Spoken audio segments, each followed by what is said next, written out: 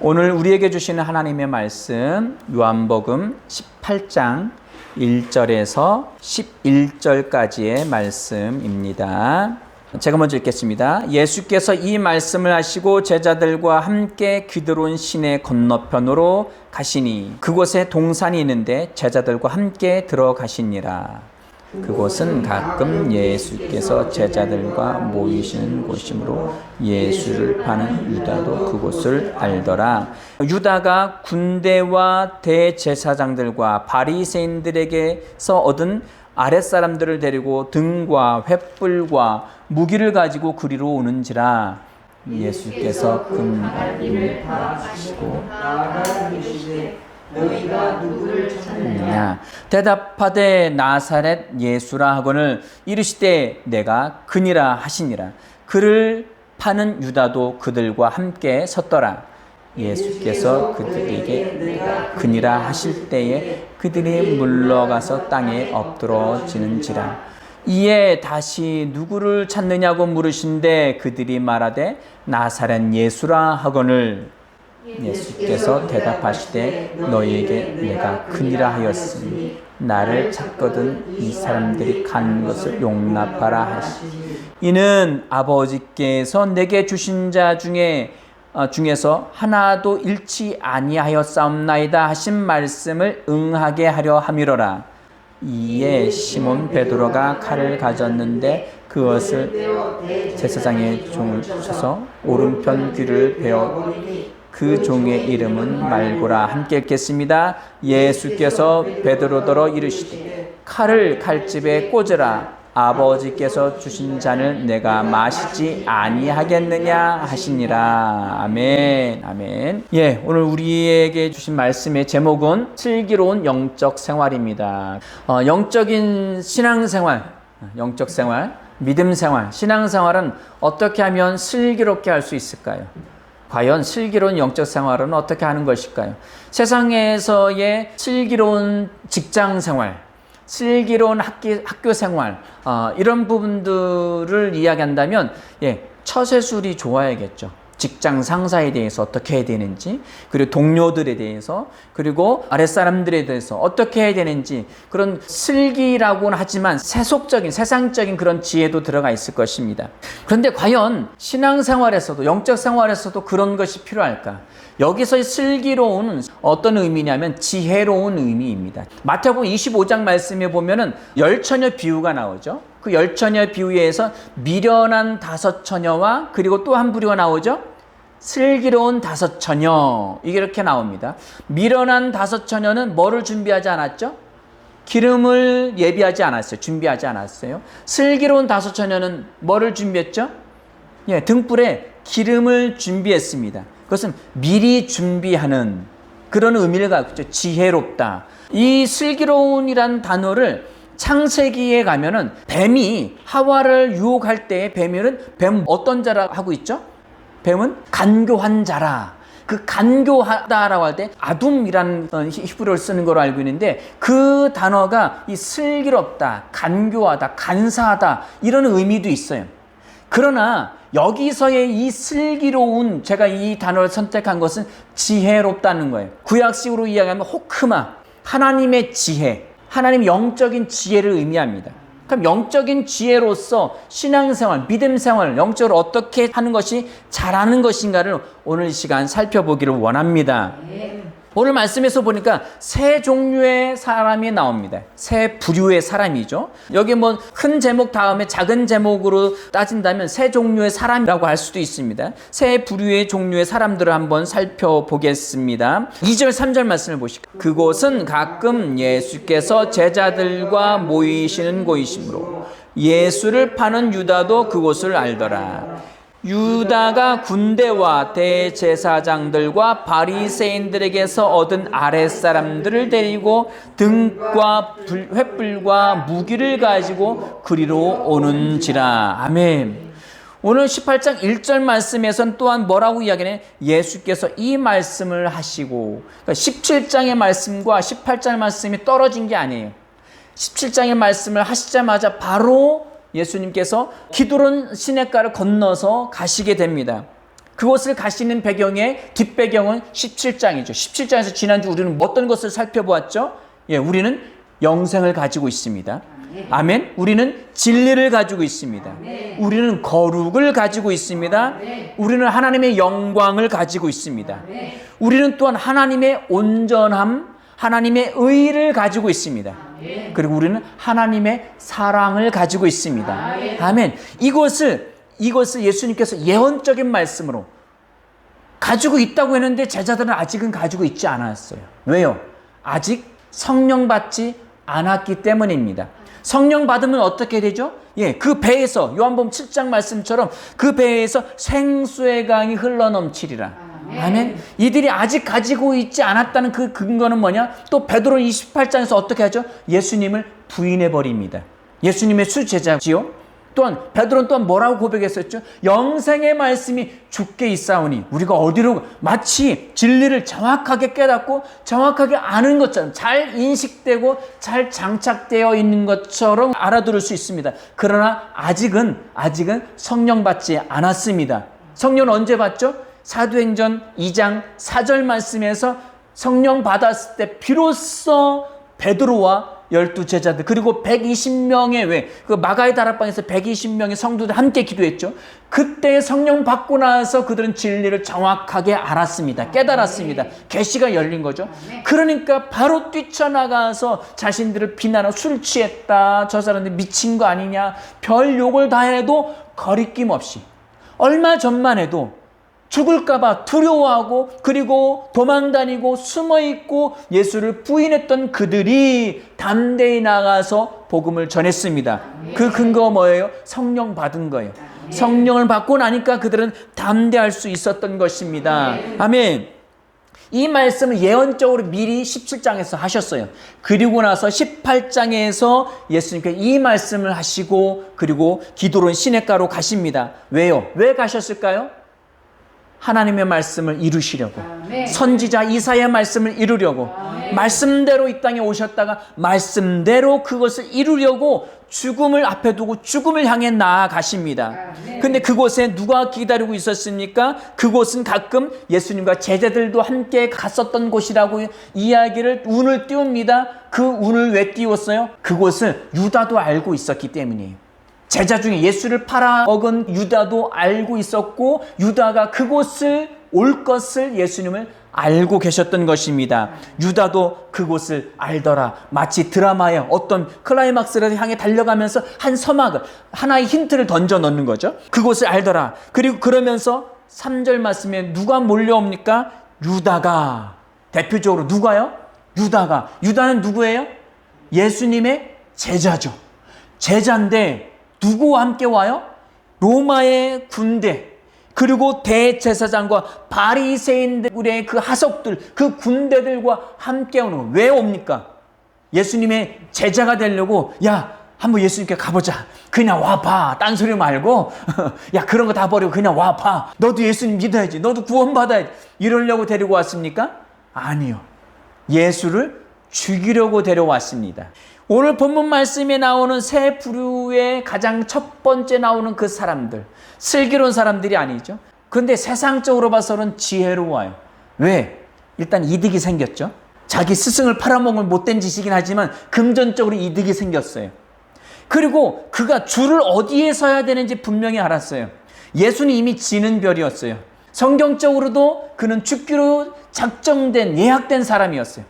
그리고 그는 더 이상 유다가 금전적으로 따져봤을 때에도 경제적으로 여러 가지 따져봤을 때 이득이 되는 사람이 아니었어요. 스승이었음에도 불구하고. 왜? 마리 스승이 이제 처음부터 돈꾀에 욕심이 있었던 사람이에요.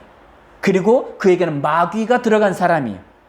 그는 세상의 지혜였어요. 이 땅의 지혜로서는 결코 예수를 따르는 사람이 아니었죠. 그래서 세상의 지혜를 가지고 따져보니까 예수는 이득이 안 되는구나. 그래서 예수를 팔아먹습니다. 예수를 자기 스스로는 팔아버립니다. 그리고 그는 누구와 함께 있었느냐?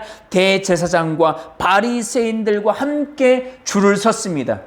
그러면 유대 나라에서 먹고 살기 편안하죠. 왜? 권력있고 힘 있는 사람들을 뒤에 섰으니까 슬기롭게 직장 생활하고 있는 거예요. 어디 줄을 서야 되는지 알고 있었기 때문에. 그러면서 그들은 그 밤중에 뭘 들고 옵니까? 등과 횃불과 무기를 가지고 옵니다. 세상의 사람들은 모든 것을 다 가지고 있다고 생각합니다. 이 어두운 세상에 경제적으로 어둡고 그리고 코로나 때문에 질병적으로 어둡고 이 수많은 어둠의 세상 속에서 나는 등불을 가지고 있다, 횃불을 가지고 있다, 그리고 이 세상을 헤쳐나갈 슬기로운 무기를 가지고 있다고 생각을 합니다. 그러나 그들은 과연 진짜 슬기로움을 갖고 있습니까? 진짜 지혜로움입니까? 그 등과 그 횃불과 그 무기가, 그리고 금전적으로 이들 얻은 그 돈이 진짜 지혜입니까? 아니요. 그것은 거짓입니다. 아멘? 이 세상은 누구한테 속한 거예요? 세상은 마귀에게 속한 것입니다. 이 세상 임금은 이라고 주님 말씀하셨습니다. 이 세상, 이 땅에 있는 것들 모든 것은 세상 마귀가 사로잡고 있습니다. 아멘. 아멘. 우리 12절부터 14절 말씀을 보실까요? 이에 군대와 천부장과 유대인의 아랫사람들이 예수를 잡아 결박하여 하면, 예수님은 누구십니까? 요한복음 1장 1절 계속 말씀을 드렸죠. 태초에 말씀이 계시니라. 이 말씀이 누구와 함께? 하나님과 함께 계셨고, 이 말씀이 곧 하나님이라고 말씀하셨습니다. 이 말씀은 세상의 빛이라고 했어요. 이 말씀이 세상의 생명이라고 말씀하셨어요. 이 말씀이 육신이 되어 이 땅에 오셨다고 말씀하셨습니다. 그래서 예수님은 누구십니까? 말씀이십니다. 하나님의 말씀이셔요. 이들이 지금 군대와 천부장과, 군대는 누구예요? 바리새인들과 대제사장의 권속에 있는 군대이기도 하고 로마의 군대이기도 합니다. 세상과 그리고 대제사장과 바리새인들에 속해 있는 사람들이 누구를 핍박하고 있어요? 예수는 누군데? 말씀이죠. 진리의 말씀, 생명의 말씀, 영생의 말씀, 복음의 말씀, 그리고 우리에게 능력을 주신 말씀을 핍박하고 있습니다. 누가요? 세상 사람들은 핍박합니다. 그리고 또 누가요? 교회 안에서 핍박합니다. 교회 안에서 어떤 사람이요? 예수를 믿지 않은 사람들이. 교회 안에 있다고 해서 다 예수 믿는 게 아닙니다. 교회 안에서 거듭나지 않은 사람들이 얼마나 많은지 아십니까? 거듭나지 않은, 예수를 구주로 영접해서 예수님은 나의 주인이십니다, 마음으로 믿고 입으로 신하여 거듭난 사람들이 많지 않아요. 왜? 교회 안에 종교 생활하려고 하는 사람들이 너무 많습니다. 대제사장, 바리새인들은 누구죠? 성경을 너무 잘하는 사람들이, 하나님을 믿는 사람들이라고 자타가 공인하는 사람들입니다. 그럼에도 불구하고 그들은 거듭났습니까? 거듭나지 않았습니다.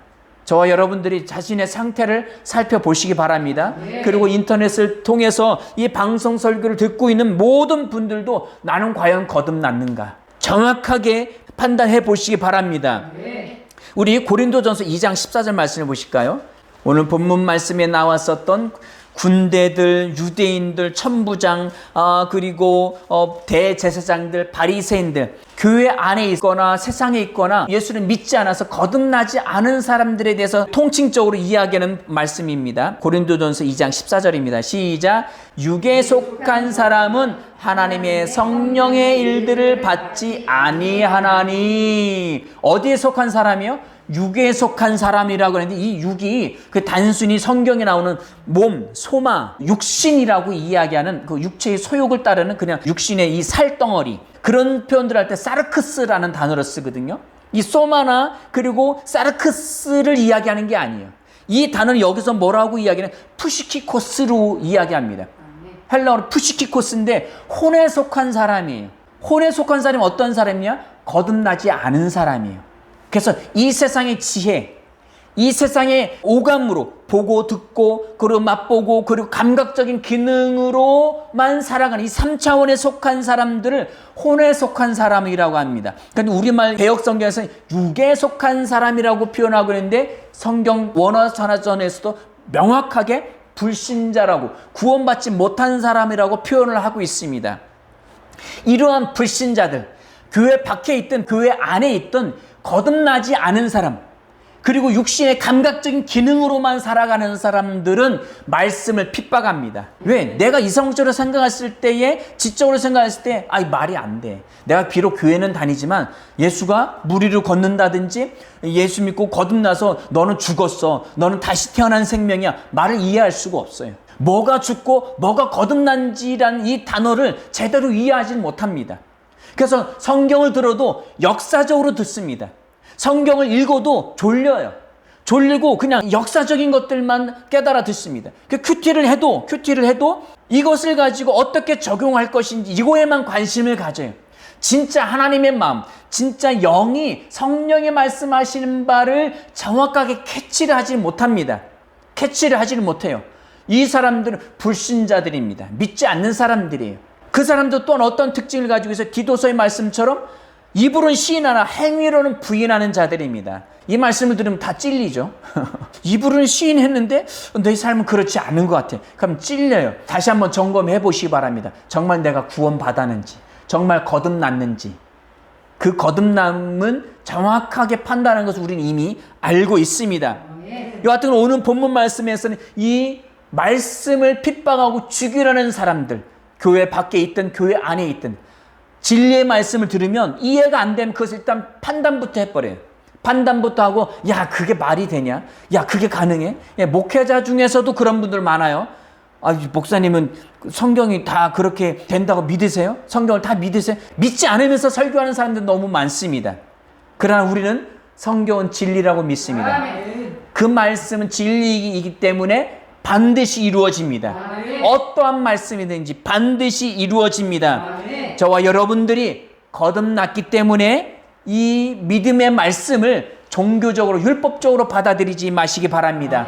온전히 의의 말씀, 생명의 말씀으로 받아들여서 이 말씀대로 살면 이 말씀대로 나는 행할 수 있어요. 왜? 이미 거듭났기 때문에 말씀으로 태어났기 때문에. 야고보서 1장 18절 말씀처럼 우리는 말씀으로 태어난 자들이에요. 그래서 이 말씀에 반응해서 살아갈 수 있습니다. 믿음은 뭐예요? 믿음은 말씀에 설득되고 말씀에 반응하는 거죠. 또한 이 믿음은 영의 반응이에요. 뭐에 대한? 말씀에 대한 영의 반응이에요. 생명이 하나님의 말씀과 그리고 내 생명이 같기 때문에 바로 반응합니다. 아멘. 우리는 이 육에 속한 사람들이 아닙니다. 오늘 또한 본문 말씀에서 나오는 두 번째 부류의 사람이 나옵니다. 이 사람도 세상에서 지혜롭게 슬기롭게 신앙생활 한다고 착각하는 사람이죠. 18장 10절 말씀입니다. 요한복음 18장 10절 말씀입니다. 이에 시몬 베드로가 칼을 가졌는데 그것을 빼어 대제사장의 종을 쳐서 오른편 귀를 베어버리니 그 종의 이름은 말고라. 아멘. 여기 예수님의 수제자 베드로에 대해서 이야기하고 있죠. 베드로는 영생의 말씀 주께 있사오니 우리가 어디로 가겠습니까? 분명히 말했던 사람이에요. 예수님의 또한 수제자입니다. 그런데도 불구하고 이 베드로는 진짜 영적인 슬기로움이 있는 사람이 아니었어. 아직은 성령 받기 이전에. 예수님 주변엔 있지만 예수님은 죽는 자리까지 가겠다고 고백은 했지만 가지는 못해요. 왜? 내가 죽을까 봐. 분명히 베드로 예수 믿는 사람이에요. 예수를 믿기는 하지만 내가 죽을까 봐, 내가 손해볼까 봐 말씀 가까이 가지 못합니다. 말씀을 지켜서 살려고 하면은 손해보는 것 같아서 다 지키지를 못해요. 그럼 말씀을 뭔가 어떤 시련이나 어떤 사건, 문제가 생겼을 때 뭐가 먼저 반응하냐? 혈기가 먼저 반응합니다. 베드로가 어떻게 했어요? 예수님 붙잡으러 오니까 어떻게 했어요? 바로 칼을 빼들었어요. 내가 감히 누군 줄 알고 내가 예수님 죽는 데까지 자리까지 같이 간다고 한 사람이야. 바로 예수님을 지키려고, 말씀을 지키려고 칼을 빼들어서 대제사장의 종의 말고의 귀를 잘라버립니다. 혈기로 반응을 하죠. 육과 혈기로 반응하는 사람들, 이런 사람들을 성경에서 뭐라고 이야기하고 있느냐? 고린도전서 3장 1절 말씀입니다. 읽겠습니다. 시작. 형제들아, 내가 신령한 자들을 대함과 같이 너희에게 말할 수 없어서 육신에 속한 자 곧 그리스도 안에서 어린아이를 대함과 같이 하노니. 아멘. 자, 2장 14절 아까 읽었던 말씀 볼게요. 육에 속한 사람, 이 육에 속한 사람을 원어로 그냥 이 말씀은 푸시키코스라고 했죠. 육에, 혼으로만 사는 사람, 거듭나지 않아서 혼으로만 사는 사람이요. 그러나 고전 3장 1절에 나오는 육신에 속한 사람은 뭐예요? 거듭나긴 했어요. 예수 믿어요. 입으로, 마음으로 믿고 입으로 신하여 거듭났어요. 예수 믿고 거듭났어요. 그런데 어떤 사람이요? 자라나질 않아요. 예수님 믿는데 영적으로 성장하지 않았어요. 그래서 뭐라고 표현하고 있어요? 그리스도 안에서 어린 아이들이라 라고 이야기하고 있습니다. 그게 누구예요? 고린도 교회 사람들이에요. 거듭났는데 하나님의 몸의 지체, 예수 그리스도의 지체가 되긴 했어요. 거듭나긴 했지만 육신적으로만 살아가요. 무엇을 먹을까, 무엇을 마실까, 또 음욕과 정욕과 이 세상의 성공과 그리고 혈과 육으로 살아가는 사람들이 거듭은 났는데 교회 안에 너무 많죠. 교회 안에 불신자도 많고요. 교회 안에 영적인 그리스도인, 혈과 육으로 사는 사람이 너무 많아요. 그러니까 모임마다 계속 분란이 일어나요. 부서 안에서, 정가대에서, 주일학교에서, 여기서 생각이 다르면, 의견이 다르면 계속 미워해요. 짜증나요. 그 혈기를 부려요. 다른 목사님들 내게 맞지 않으면 계속 태클을 겁니다. 계속 그렇게 하는 이유가 뭐예요?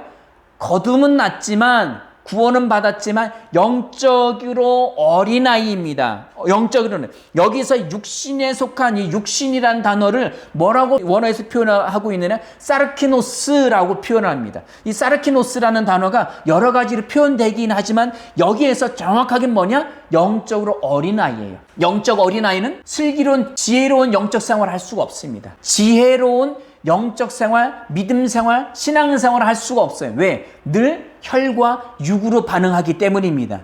왜? 이 사람들은 말씀을 먹지 않습니다.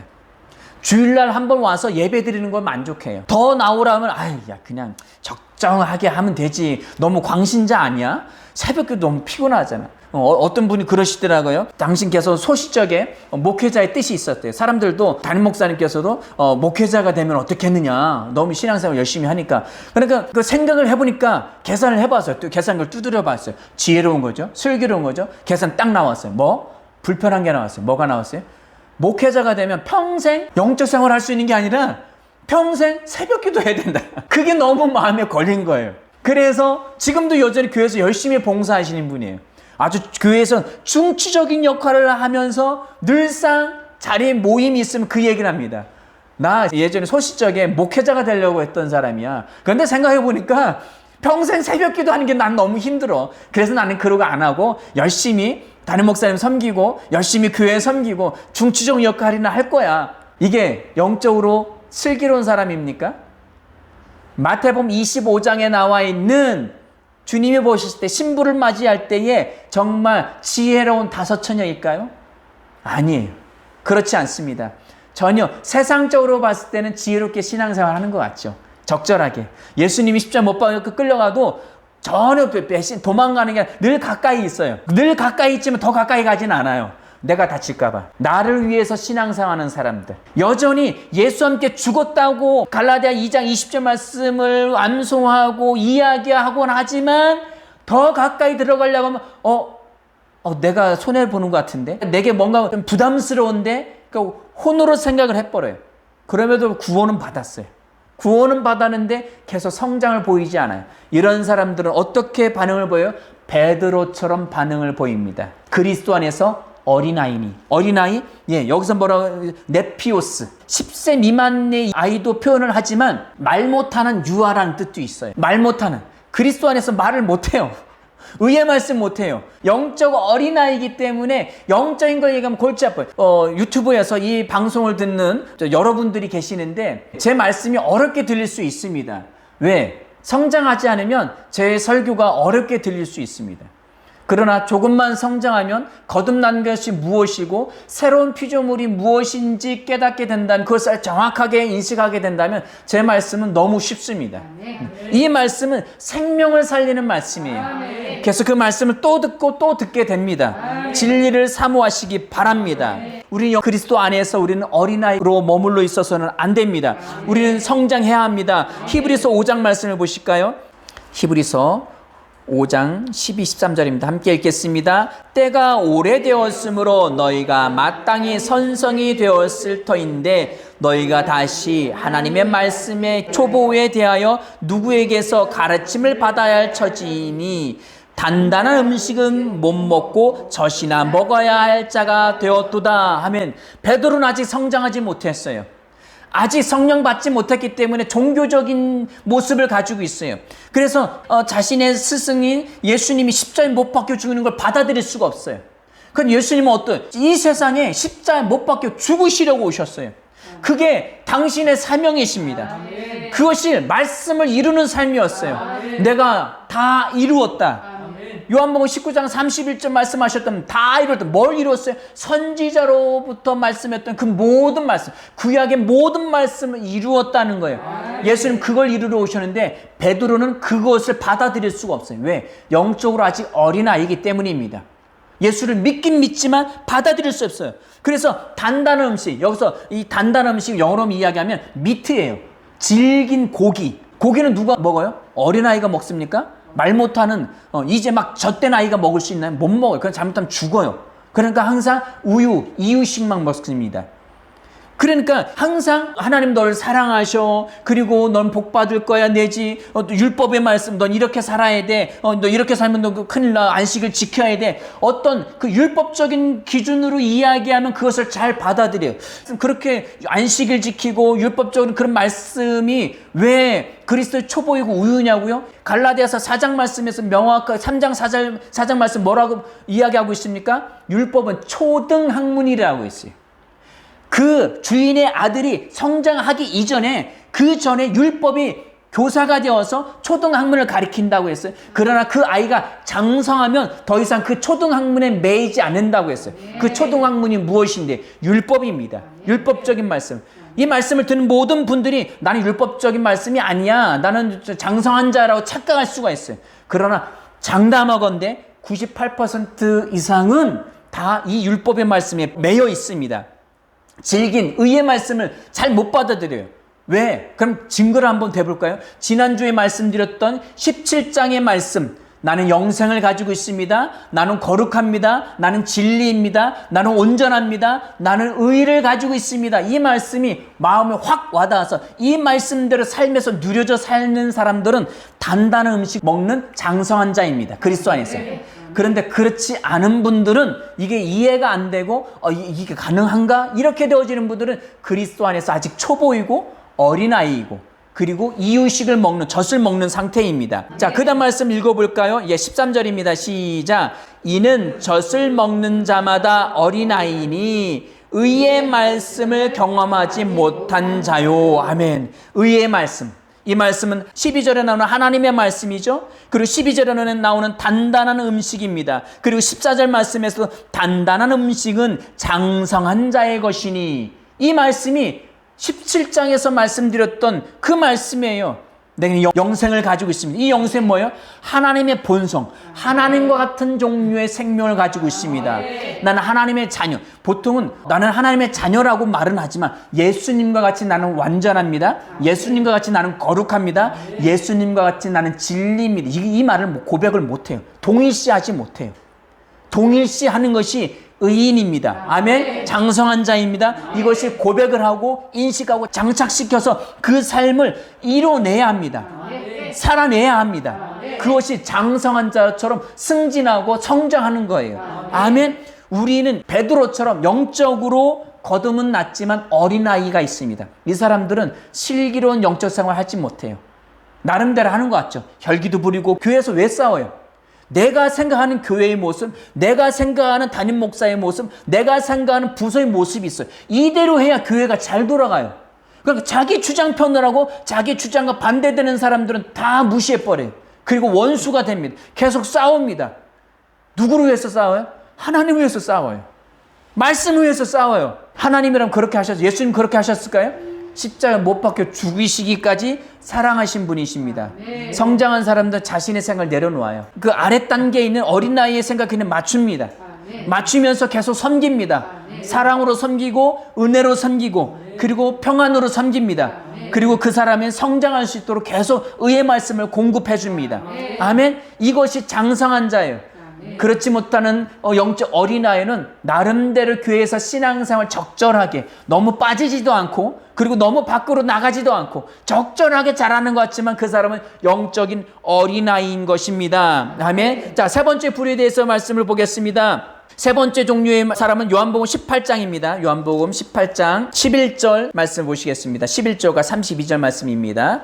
읽겠습니다. 시작. 예수께서 베드로더러 이르시되 칼을 칼집에 꽂으라. 아버지께서 주신 잔을 내가 마시지 아니하겠느냐 하시니라. 아멘. 여기서 예수님에 대해서 이야기하고 있습니다. 첫 번째는 유다와 그리고 로마의 군인들, 대제사장, 바리새인들과 그 아랫사람들, 그 사람들은 불신자겠죠. 불신자고 말씀을 핍박하고 말씀을 죽이는 자들이에요. 의의 말씀 전하면 저는 이단이라고 이야기합니다. 심지어 그렇게 아주 쉽게 얘기해버려요. 교회 안에 있습니다. 말세가 되면 세상에서 핍박하는 것보다 교회 안에서의 핍박이 더 심각해질 것입니다.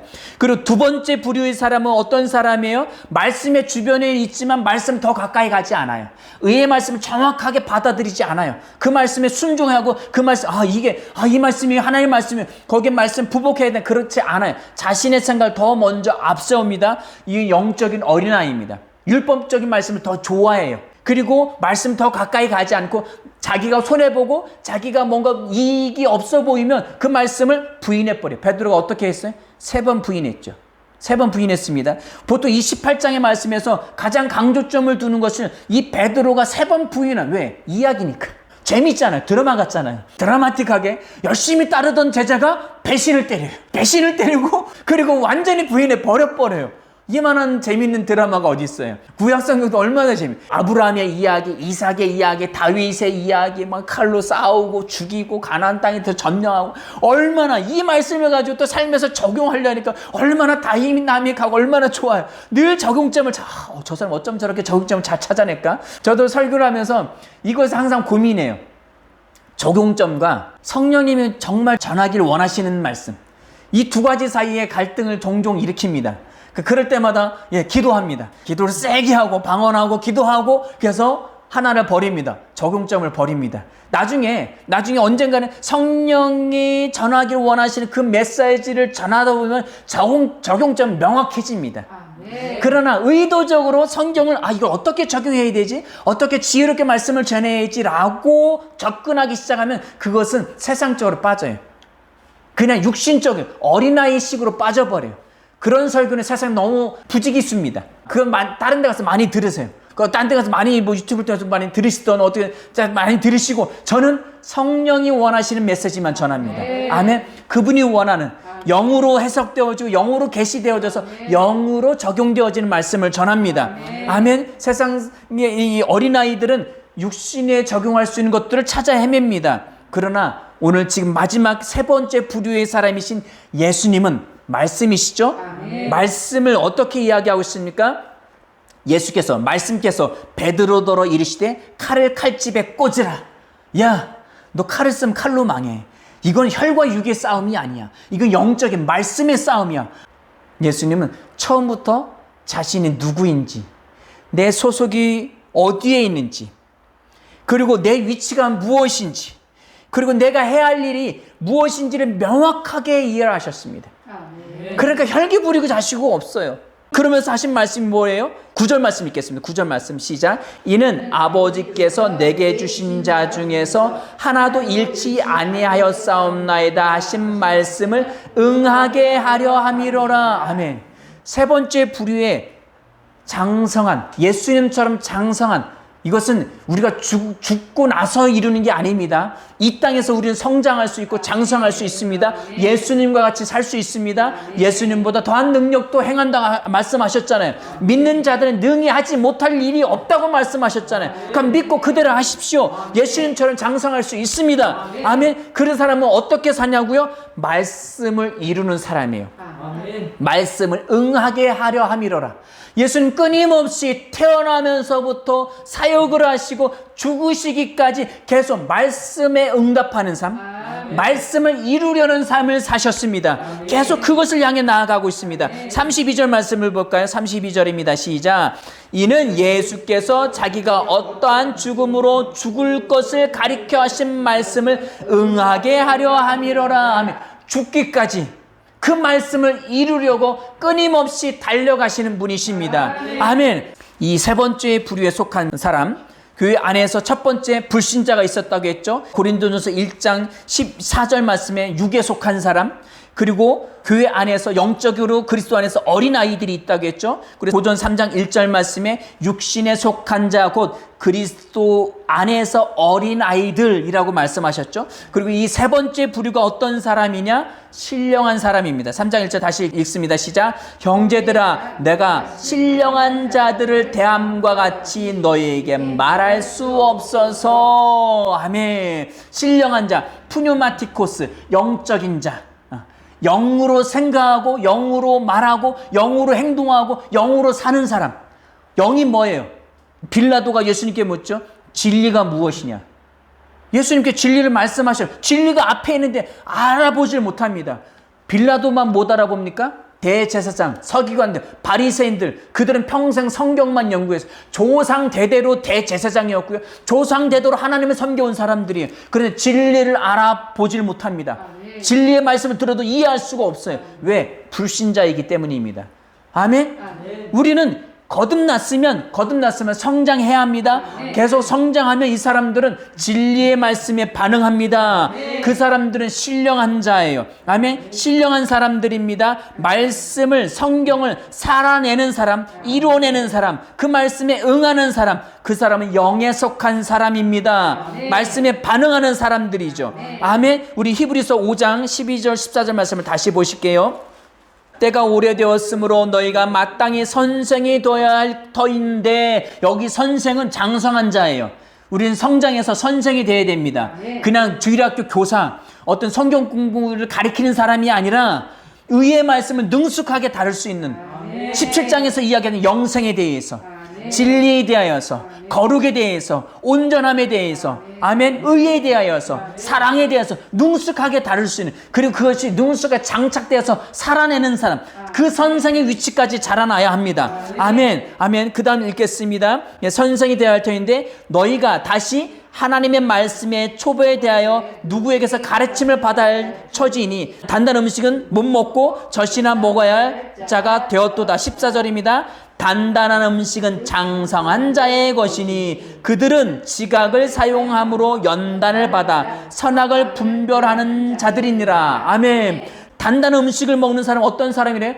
장성한 자. 영생이 무엇인지, 진리가 무엇인지, 의가, 온전함이, 거룩이 무엇, 그것을 잘 장착한 사람은 뭐로? 연단을 받아.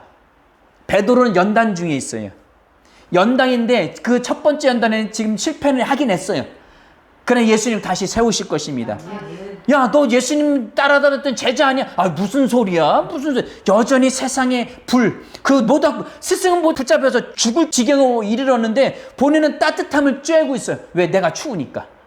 내 이등, 유다처럼 팔아먹진 않지만 내 육신의 추위 그리고 이익, 세상의 이득을 못 버려요. 그러니까 거기서 계속 불을 쬐요. 그러면서 계속 부인해도 못 깨달아들어요. 베드로는 항상 3-4번을 좋아하는 것 같아요. 부인만 3번 하는 것이 아니라 사도행전 가면 어떻게 해요? 그 이방인에게 고넬료가 복음을 전할 때 하늘에 보따리가 내려오죠. 거기 뭐 부정한 짐승, 곤충도 잔뜩 들었는데 몇 번 내려왔어요? 예, 3번. 3번쯤 해야 그때에서 이게 성령이 주신 메시지구나, 이렇게 알아들은 사람이었던 것 같습니다. 여하튼 간에 장성한 사람은 단단한 음식, 의의 말씀을 먹고 성장한 사람이에요. 그리고 연단 중에 성장합니다. 베드로는 어쩌면 그리스도 안에서 어린아이는 이런 걸 만나면 고난받는다고 생각하죠. 시련받는다고 생각해요. 그리고 나를 핍박한다고 생각해요. 그러나 장성한 사람들은 뭐라고 생각할까요? 나 훈련 중이야. 오케이. 할렐루야. 요번 또 뭐 사건 하나 생겼네. 요번 가도 뭘 또 연단할까? 뭘 훈련해 볼까? 내가 이제까지 거룩에 대해서 조금 부족한 감이 있으니 이걸 또 훈련해 봐야지. 운동 좋아하는 사람들은 어떻게 해요? 일 시키면 어떻게 생각? 이거 운동이야. 일부러 무거운 거 들고 가라면 운동하면서 가요. 남들 이 더위에 이게 무슨 고생이야. 더워. 에어컨 찾는데 정말 자신의 몸을 단련하는 사람들은 그 기회를 운동의 기회로, 훈련의 기회로 삼습니다. 그것처럼 저와 여러분들이 모든 사건과 모든 문제들이 다가왔을 때에 훈련의 기회로 삼으시기 바랍니다. 그동안 내가 읽었던 말씀, 그동안 내가 장착하려고 애썼던 그 말씀들을, 의의 말씀, 거룩의 말씀, 진리의 말씀, 그 온전함, 의의 말씀, 이 말씀들을 훈련하는 기회로 삼으십시오. 그래서 말씀을 계속 인식하는 거예요. 예수님처럼. 예수님 계속 인식함으로 인하여서 나는 말씀을 응답해. 난 말씀을 이루는 사람이야. 계속 왜? 내가 그것을 위해서 왔어. 계속 그것을 묵상하셨습니다. 아멘. 우리 요한복음 18장 5절 말씀입니다. 대답하되 나사렛 예수라 하거늘 이르되 내가 그니라. 아멘. 내가 그니라. 이 사람들은 육신의 눈으로 보이는 나사렛 예수, 땅에 속한 사람 예수를 찾으러 왔어요. 그런데 예수님은 나는 나사렛 사람이야. 그래. 나는 진짜 사람이었구나. 이렇게 인식하시는 분이었어요? 아니에요. 아니죠. 예수님 어떻게 인식하셨어요? 나는 하나님의 아들이야. 자기 정체성이 분명하셨어요. 대답은 내가 그 사람이야. 내가 그야 라고 대답하셨지만 영은 뭐예요? 내가 니네들이 죽이려고 하는 그 사람이야. 난 그 일을 향해서 갈 거야. 그리고 나는 그 말씀을 이루어낼 거야. 나는 하늘에 속한 사람이야. 자기의 정체성이 분명하셨습니다. 잊지 마십시오. 나는 새로운 피조물이야. 나는 거듭난 영이야. 나는 말씀에 속한 사람이야. 잊지 마시기 바랍니다. 36절입니다. 18장 36절. 예수께서 대답하시되 내 나라는 이 세상에 속한 것이 아니니라. 아멘. 자신의 정체성을 분명히 인식하셨을 뿐만 아니라 속한 것, 소속을 정확히 인식하셨어요. 저와 여러분의 소속은 어디입니까? 이 세상입니까? 이 땅입니까? 아니에요. 우리는 하늘로부터 태어났습니다. 우리는 하늘 소속입니다. 예수님은 분명히 하셨습니다. 나는 하나님 나라 소속이야. 나는 이 땅의 소속이 아니야. 니네가 나를 죽인다고 하지만 그래 마음껏 죽여. 나는 성경이 이룰 거야. 그러나 난 다시 살아날 거야. 아멘. 세상에 대해서 혈과 육으로 반응하지 마시고 영으로만 생각하십시오. 나의 정체성, 내 소속이 어디인지 분명히 알면 슬기로운 영적 생활이 됩니다. 또한 37절 말씀 보시겠습니다. 빌라도가 이르되 그러면 내가 왕이 아니냐? 예수께서 대답하시되 내 말과 같이 내가 왕이니라. 아멘. 나는 왕이야. 따라서 하시겠습니다. 나는 왕이야. 나는 통치자야. 나는 다스리는 자야. 아멘. 예수님 지금 죄인이 되어서 끌려가서 죽게 생겼어요. 죄인이에요. 그런데 예수님 뭐라고 말씀하셔요? 지금 로마 정부를 황제를 대신한 총독이 묻습니다. 그럼 두려워해야죠. 저는 죄인입니다. 이렇게 얘기해야죠. 그런데 어떻게 말씀하시죠? 내가 왕이야. 예수님 말씀하시죠. 로마의 왕입니까? 예수님의 제자들마저도 로마의 왕으로, 세상의 왕으로 삼으려고 애를 썼어요. 유대인들도 다 그렇게 했어요. 그런데 자신들이 생각했던 게 모습이 아니에요. 그러니까 내쳐버려, 죽이잖아요. 말씀을 죽이는 데까지 내몰아 버립니다. 그러나 예수님은 분명히 아셨어요. 나는 하늘 소속이야. 난 하나님께 속한 자야. 그 하나님의 나라를 전파하러 이 땅에 왔어. 난 하나님의 나라를 이룰 거야. 아멘. 하나님의 왕권을 이룰 거야. 세상에서 나는 혈과 육으로 싸우지 않아. 만약 그렇게 싸웠다면 하늘에 12군단도 더 되는 천군 천사를 불러 모았을 거라고 말씀하십니다. 12군단. 한 군단이 로마 군으로 의하면 6,000명의 군사예요. 그러나 구약 성경에서는 한 천사가 내려서 아시리아 군사 18만 5천 명을 쳐 죽였습니다. 12군단도 필요치 않은 한 천사만으로도 이 세상을 다 정복하실 수 있어요. 말씀으로 다 이미 정복하신 분이십니다. 그럼에도 불구하고 예수님은 이 땅에서 죄인의 모습으로 잡히셨습니다. 그러나 예수님은 자신이 어느 나라 소속인지 분명히 하셨어요. 그것이 지혜로운 영적 생활이에요. 내가 누구인지 난 거듭났어. 난 새로운 피조물이야. 그리고 나는 내가 속한 곳은 하나님의 나라야. 하늘나라 소식이야. 난 이 세상에 속지 않아. 난 먹고 살기 위해 사는 것이 아니야. 그리고 나는 왕이야. 나는 예수님처럼, 왜? 예수님의 생명을 받았잖아요. 그럼 우리는 예수님 왕권을 가지고 있습니다. 예수님의 상속권, 공동 상속자예요.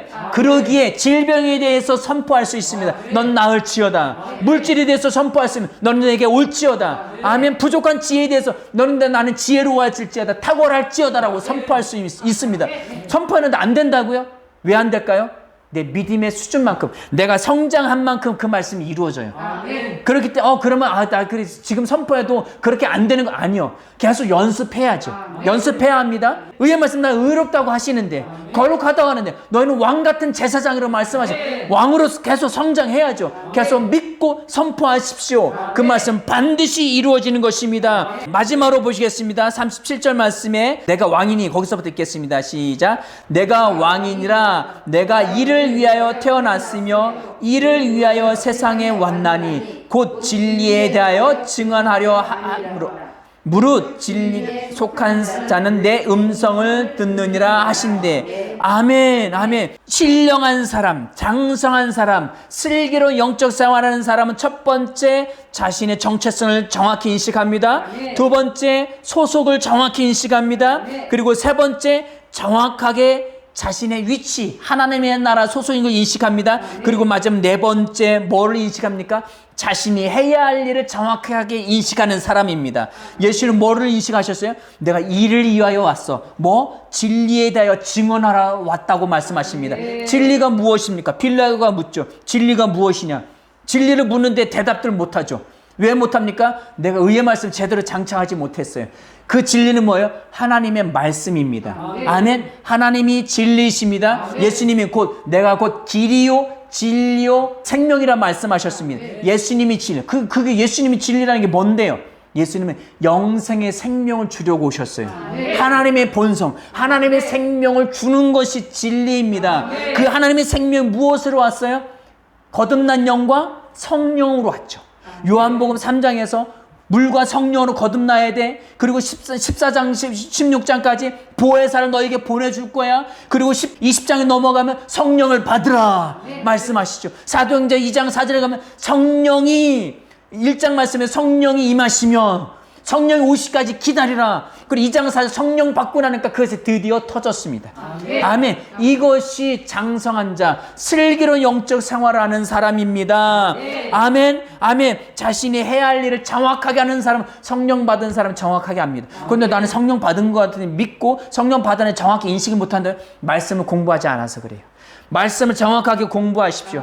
그래야 내 영이 성장합니다. 로마서 10장 17절 말씀 뭐라고 말씀하십니까? 믿음은 들음에서 나며 들음은 그리스도의 말씀으로 말미암았느니라. 아멘. 말씀을 먹고 말씀을 공부해야, 말씀을 묵상해야, 말씀을 계속 선포해야 내 영이 성장합니다. 믿음이 성장합니다. 그러면 슬기로운 영적 생활이 이루어집니다. 예수님처럼 어떤 상황과 사건이 다가온다 할지라도 나는 말씀을 응할 거야. 난 말씀을 이룰 거야. 아멘. 나는 계속 사랑할 거야. 나는 계속 의의 말씀으로 살아. 나는 거룩한 자야. 나는 질병을 다스리는 자야. 나는 부유한 자야. 계속 선포하는 사람입니다. 지금 이루어지지 않는다 할지라도 반드시 이루어집니다. 진리는 반드시 이루어집니다. 하나님이 그 말씀하신 바가 허투루 돌아가는 거 보셨습니까? 이사야 말씀하시는 것처럼 비가 내려서 그 비는 반드시 땅을 적시고 다시 하늘로 올라가지만 그냥 허투루 없어지는 게 아니라 식물을 자라게 합니다. 그 말씀처럼 진리의 말씀 우리 안에서 반드시 싹을 틔우고 성장하게 할 것입니다. 우리의 믿음을 자라게 할 것입니다. 그러한 사람들이 슬기로운 영적 생활을 하는 사람들입니다. 이 사람들은 세상을 이기는 믿음을 가지고 있는 사람들입니다. 저 여러분들이 이렇게 슬기로운 영적 생활 하시기를 축원합니다. 함께 기도하시겠습니다.